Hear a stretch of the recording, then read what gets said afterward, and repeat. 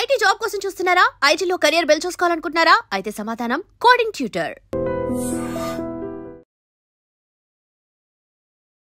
Sir, Pakistan మనకి మధ్య జరిగిన సింధూర్ ఆపరేషన్ అంతా పక్కకు వచ్చిన తర్వాత ఇప్పుడు సౌదీతో వాళ్ళకు రక్షణ ఒప్పందం జరుగుతుంది.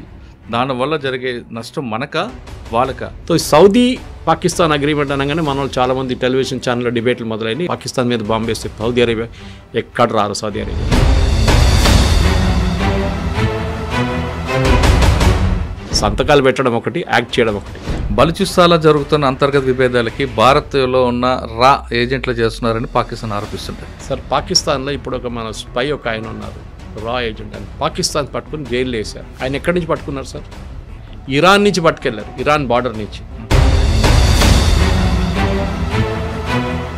ఆపరేషన్ సింధూర్ సక్సెస్ అయ్యాం, మళ్ళీ మన మీద పహల్గాన్ దాడి, ఆపరేషన్ సింధూర్. ఈ నేపథ్యంలో భారత్ పాక్ మ్యాచ్ అవసరం అన్నది చర్చ వచ్చింది. ఈ ఐసీసీ మ్యాచ్ అనేది దీనికి ఒక చాలా పెద్ద కాంట్రాక్ట్ ఉంది. భారతదేశం పుల్అవుట్ అయితే $16 మిలియన్ కట్టాల్సి వచ్చింది.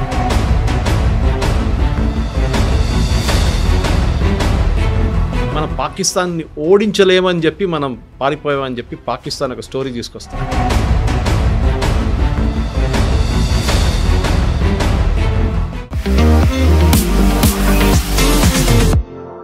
Welcome to iDream. Pakistan Saudi మధ్యన జరిగిన రక్షణ ఒప్పందం వల్ల భారతదేశానికి నష్టం జరుగుతుందా, లాభం జరుగుతుందా? వీరిద్దరి మధ్యన సయోజికి ఎవరు మధ్య ముందులోకి వచ్చారన్న విషయం అంతా మాట్లాడడానికి ప్రముఖ విశ్లేషకులు సురేష్ కొచ్చేటి గారు ఆయన క్లారిటీగా తెలుసుకుందాం. సార్ నమస్తే. నమస్కారం సార్, పాకిస్తాన్ మనకి మధ్యన జరిగిన సింధూర్ ఆపరేషన్ అంతా పక్కకు వచ్చిన తర్వాత ఇప్పుడు సౌదీతో వాళ్ళకు రక్షణ ఒప్పందం జరుగుతుంది.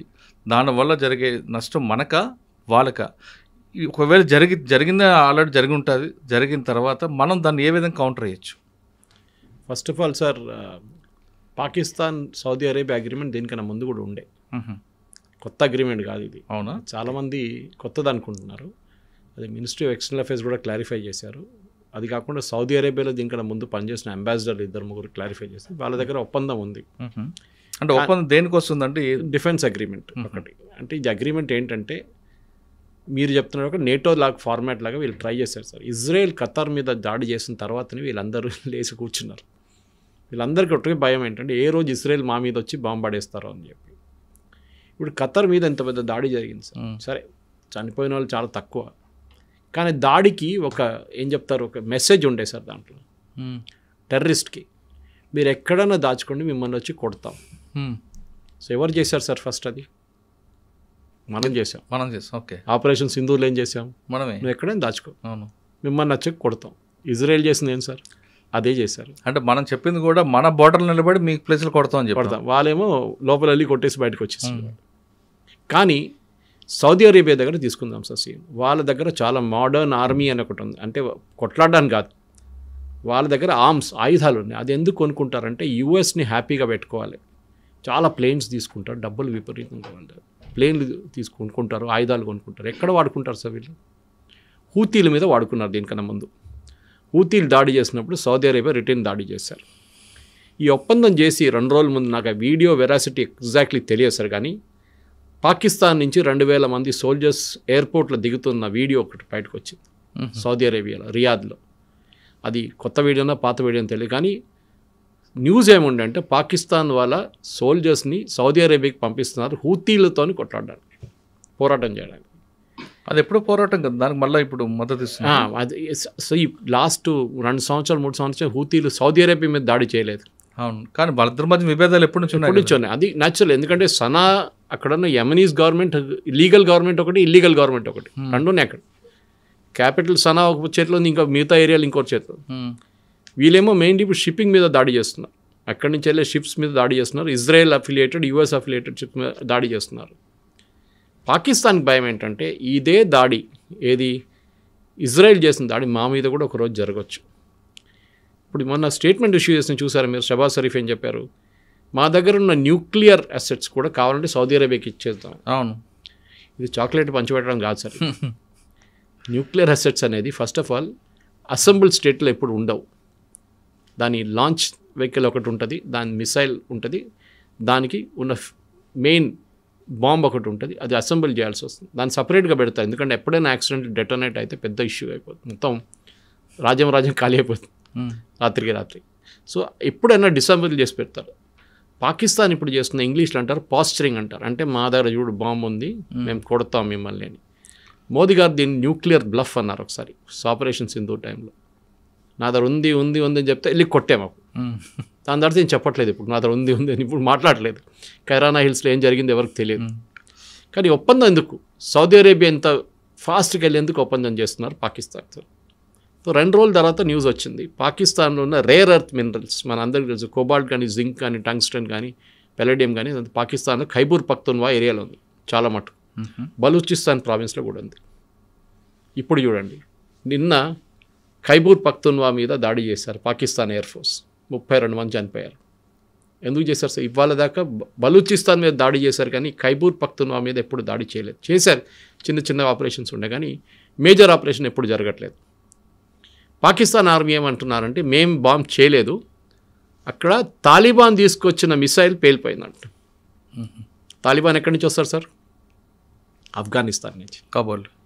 అంటే ఇప్పుడు పాకిస్తాన్కి 2 ఫ్రంట్ వార్ వచ్చేస్తుంది. ఇప్పుడు ఒకటి వైపు భారతదేశం, ఇంకోటి వైపు ఆఫ్ఘనిస్తాన్ నుంచి తాలిబాన్ కొట్టడం. దానికి తెహ్రీకే తాలిబాన్ వాళ్ళు ఆల్రెడీ ఉన్నారు అక్కడ, వాళ్ళు కొడుతున్నారు రెగ్యులర్గా. సార్ వాళ్ళతో పాటు బలుస్తాన్ కూడా ఎప్పుడు పక్కల బల్లిలో ఉంది కదా వాళ్ళది. దానికొచ్చి చూడండి సార్, యుఎస్ శాంక్షన్స్ లిస్ట్ ఇన్ని రోజులు పెట్టకుండా ఇప్పుడు పెట్టారు. బలూచిస్ని శాంక్షన్స్ లిస్ట్లో పెట్టారు, టెర్రర్ ఆర్గనైజేషన్ అని చెప్పి. 3 రోజుల ముందు యూరోపియన్ యూనియన్ చేసి ఇన్ని రోజులు చేయలేదు సార్. ఎప్పటి నుంచో బలూచిస్తాన్ మూవ్మెంట్ నడుస్తుంది అక్కడ. ఎప్పటి నుంచో అక్కడ జాఫర్ ఎక్స్ప్రెస్ మీద బాంబు దాడి చేసి చాలామంది పాకిస్తాన్ సోల్జర్స్ చంపారు. అప్పుడు ఏం లేని ప్రశ్నకి ఇప్పుడు ఎట్లా వచ్చింది?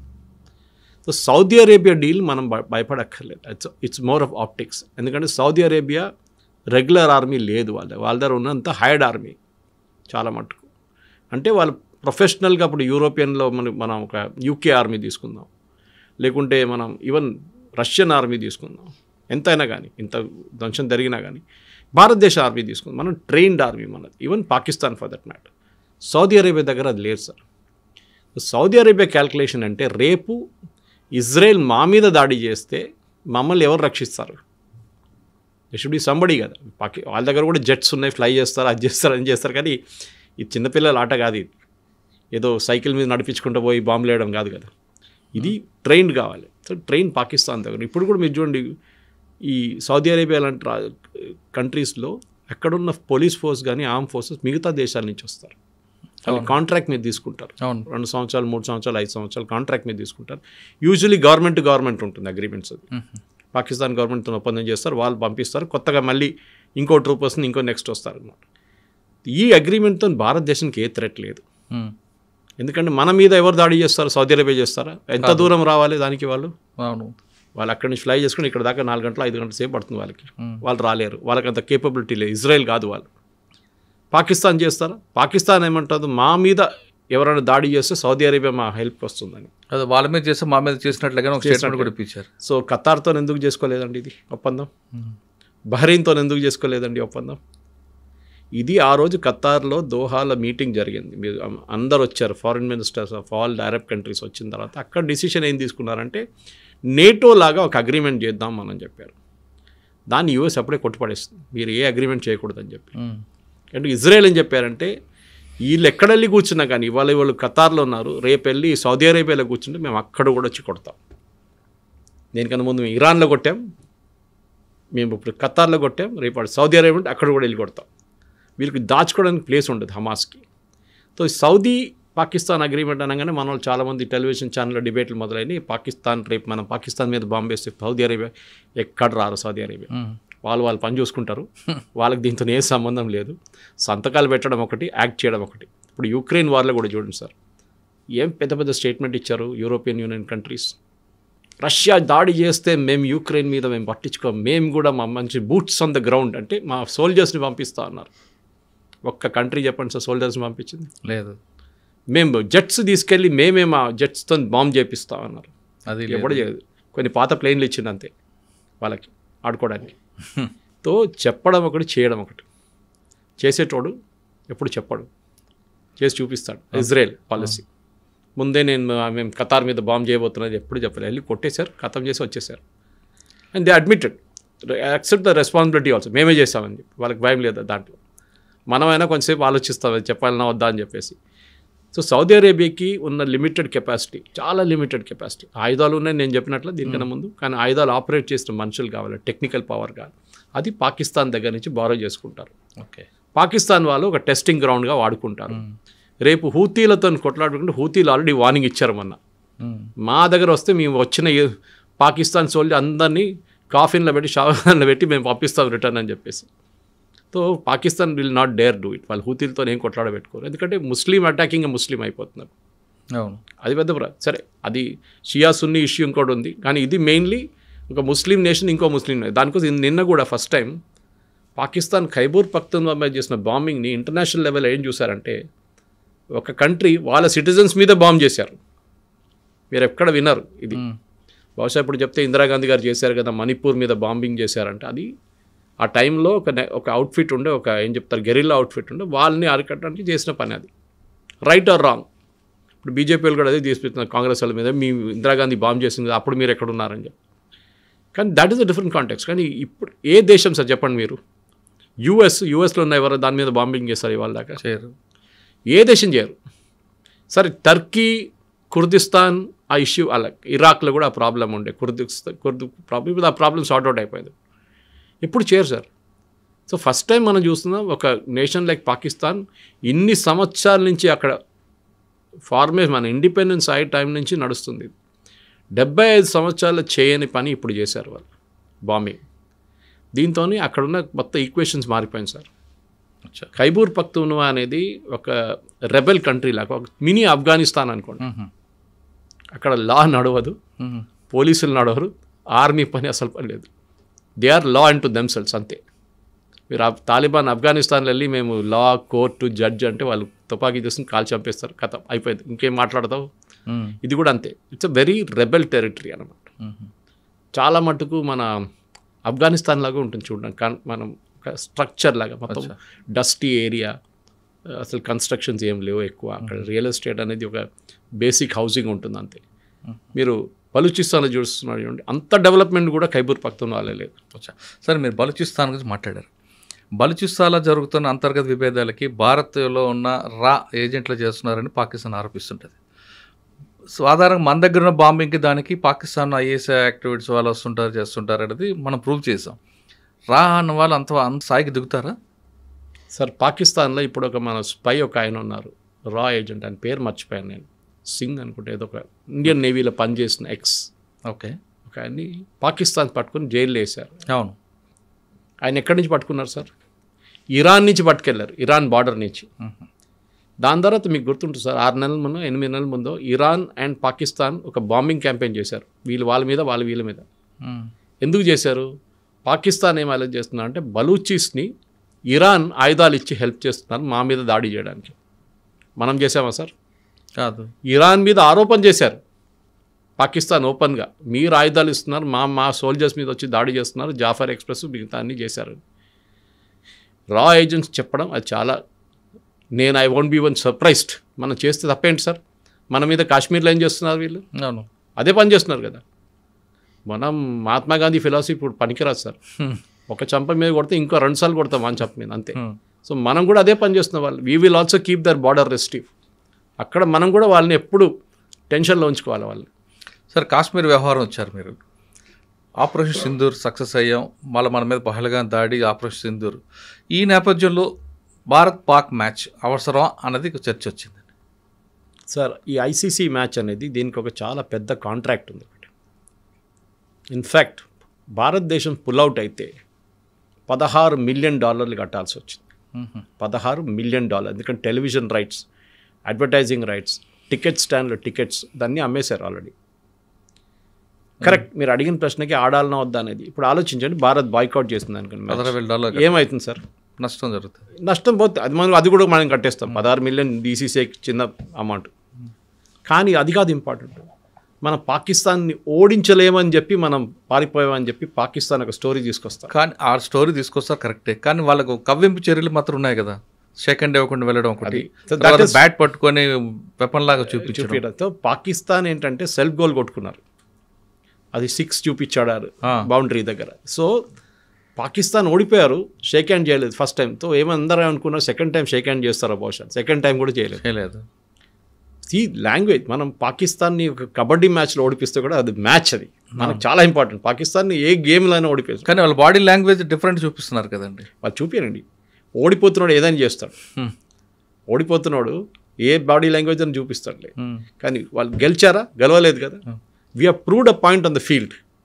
వాళ్ళు ఓడించి ఒకసారి కదా 2 సార్లు ఓడించాం. That is the most important thing. నేను యాక్చువల్లీ 2 మ్యాచ్లు చూడలేదు సార్. నేను చూడలేదు, ఎందుకంటే నాకు ఒక ప్రాబ్లం ఉంది. నాకు ఇండియా పాకిస్తాన్ మ్యాచ్ ఎప్పుడైనా ఉన్నప్పుడు నేను చూస్తే ఇండియా ఓడిపోతారు. సో నేను ఎప్పుడు చూడబెట్టుందా చాలా తక్కువ ఇండియా ఓడిపోయింది. ఎందుకంటే ఇప్పుడు దాకా ఇండియా పాకిస్తాన్ రేషియోలో మోస్ట్ ఆఫ్ టైం ఇండియా గెలిచారు ఇప్పుడు. కానీ నాకు సైకలాజికల్గా ఉంటుంది అది ఇండియా పాకిస్తాన్ కాదు ఏదైనా మ్యాచ్లో. సో నేను లాస్ట్లో ఇండియా గెలుస్తున్నారని చెప్పితే అప్పుడు వెళ్ళి లాస్ట్ 3 ఓవర్లు చూస్తాను నేను అంతే. సో ఎనీవే ఈ మ్యాచ్ ఆడడంలో నా ఒపీనియన్ ప్రకారం మంచి పని చేశారు. ఎందుకంటే మనం అక్కడి నుంచి జరిగిపోయి ఉంటే పాకిస్తాన్లో క్యాంపెయిన్ ఏముంటుంటే చూడండి భయపడ్డారు, ఆపరేషన్ సింధూర్లో మేము 6 ప్లేన్లు కొట్టేసాం, చూడండి భారతదేశం మాతను ఆడడానికి భయపడుతున్నారు ఇప్పుడు. కానీ మనం గెలిచి చూపించాం వాళ్ళకి. పాకిస్తాన్ కూడా బాయ్కాట్ చేస్తా అన్నారు కదా సార్, షేక్ హ్యాండ్ చేయకపోతే ఫస్ట్ మ్యాచ్ తర్వాత. థర్డ్ ఎంపైర్ తీసేమని చెప్పారు కదా మ్యాచ్ రెఫరీని, చేశారా? లేదు. మర్యాదగా వచ్చారు, కొంచెం మ్యాచ్ డిలే చేశారు, 2 సేపంతో డిలే చేశారు, రిటర్న్ వచ్చారు కదా, మళ్ళీ లైన్కి వచ్చేసారు.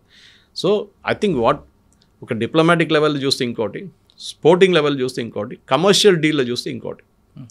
సరే మనం ఇప్పుడు దుబాయ్లో ఆడుతున్నాం. ఎందుకు దుబాయ్లో ఆడుతున్నాం? ఢిల్లీలో ఆడొచ్చు కదా సార్.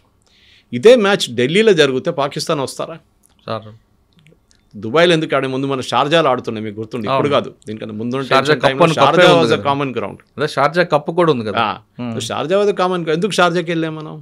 ఎందుకంటే పాకిస్తాన్ ఇండియాకి రావడానికి భయపడతారు. సో ఇప్పుడు మనం ఆ మ్యాచ్ మంచిదంటారు, we have buried the ghost అంటాం ఇంగ్లీష్లో. అక్కడ అయిపోయింది, మనం అక్కడ దఫనా చేసేసాం కంప్లీట్గా. ఇప్పుడు వాళ్ళే కొట్టుకుంటున్నారు. ఇప్పుడు వాళ్ళ కామెంటేటర్ వసీం అక్రమ్ కానీ మిగతా వాళ్ళు తిట్టుకుంటున్నారు పాకిస్తాన్ టీంని. ఏంట్రా ఇది, ఒకసారి ఓడిపోయారు 2 సార్లు ఓడిపోయి ఎందుకుంటున్నారు మీరు అని చెప్పేసి. చిన్న టోటల్ కాదు, సెకండ్ టైం మనం క్రాస్ చేస్తుంది. 171 is not a small total. It I think highest, I think చేసింగ్లో India highest in Asia Cup. Okay. So politics పక్కన పెట్టాలి సార్ ఎప్పుడు.